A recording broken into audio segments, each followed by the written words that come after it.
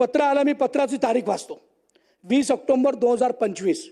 सही आहे धनंजय भागवत, कक्ष अधिकारी, महाराष्ट्र शासन. पत्र काय मी वाचतो, दोनच ओळीच आहे.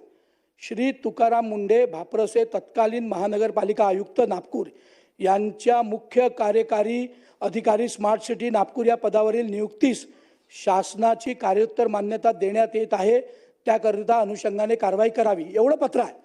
माननीय विजयभाऊंनी जे म्हटलं आहे, जर ते झालं असतं, FIR अजूनही पेंडिंग आहे सदर पोलीस स्टेशनला. नंबर 1, 5 दिवसाच्या प्रेग्नेंट महिलेची सुट्टी रद्द केली.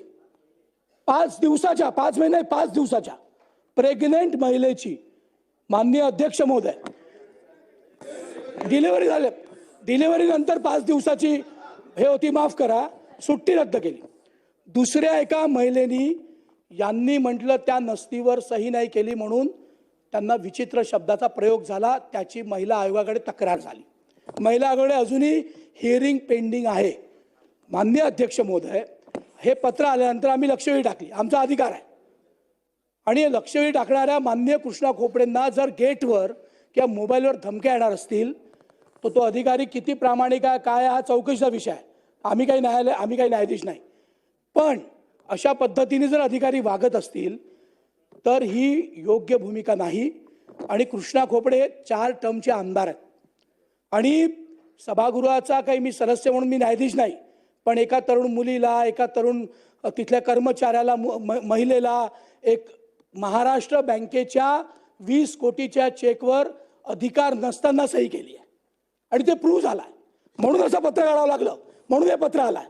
म्हणून माझी विनंती आहे की शासनाने या बाबतीत निवेदन करावं आणि असं जर चुकीचा गैरप्रभाव, अशा धमक्या येणार असतील तर तात्काळ कारवाई करावी. ठीक आहे. आता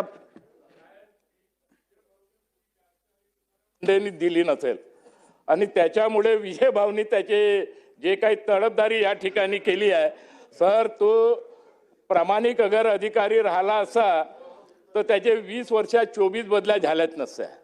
नंबर 1, त्यांनी महानगरपालिकेमध्ये का गुण खिलवला हे आम्ही, मला वाटतं आपण या विषयावरती बरीचशी चर्चा केली आहे. हे आम्ही बोलणार. सन्माननीय मुख्यमंत्र्यांना बोलू दे आता. बसा बसा बसा बसा. नाही, सन्माननीय खोपडे साहेबांनी जो विषय या ठिकाणी मांडलेला आहे त्याचे 2 भाग आहेत. पहिला भाग म्हणजे त्यांना आलेली धमकी, हा अतिशय गंभीर भाग आहे. या सभागृहामध्ये कोणी एखादा प्रश्न उचलत असताना तो उचलू नये म्हणून धमकी येणं हा विशेष अधिकाराचाही भंग आहे आणि या सभागृहाच्या अधिकारावर तो अधिक्षेप आहे. त्याची गांभीर्याने दखल घेण्यात येईल. धमकी देणारे कोण, ते कोणाशी रिलेटेड आहेत, कोणाकरता काम करतायत, अशी सगळी चौकशी त्याची केली जाईल, त्याच्यावर कारवाई केली जाईल. दुसरा जो प्रश्न त्यांनी तुकाराम मुंढे आणि बाकी कारभाराच्या संदर्भात मांडला आहे, त्या संदर्भात सगळी माहिती घेऊन त्या संदर्भातलं वस्तुस्थिती दर्शक निवेदन या सभागृहामध्ये केलं जाईल. धन्यवाद.